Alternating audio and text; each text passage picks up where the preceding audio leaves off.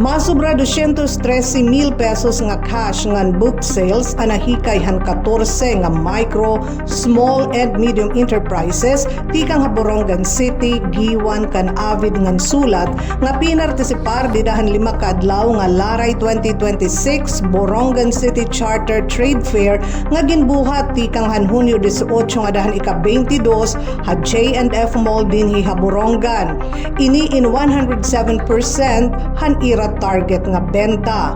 Ang mga top performing exhibitors amo ang best handicrafts and souvenir items didahan non-food nga kategorya samtang dida naman han food exhibitors nanguna ang Panings food products.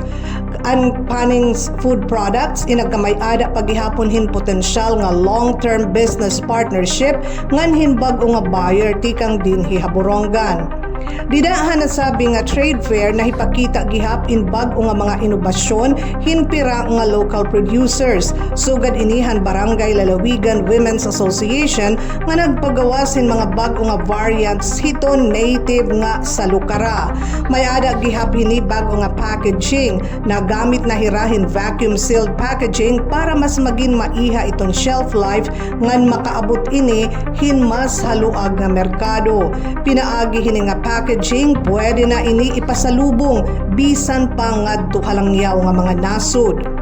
Ana sabi nga trade fair in gin-organisar han LGU Borongan pinaagihan City Cooperative Development Office ha pakikipagsumpayan han Department of Trade and Industry Eastern Samar.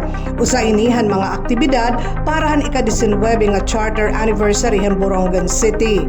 Napakadako ini nga bulig nga dahiton mga gudtiay nga nagpapakabuhi dara kay oportunidad adto nga mahipakita ngan mahibaligya iton ira mga produkto nga dahin mas dako nga merkado, mas damo nga nakita, ngan mas damo nga mga oportunidad.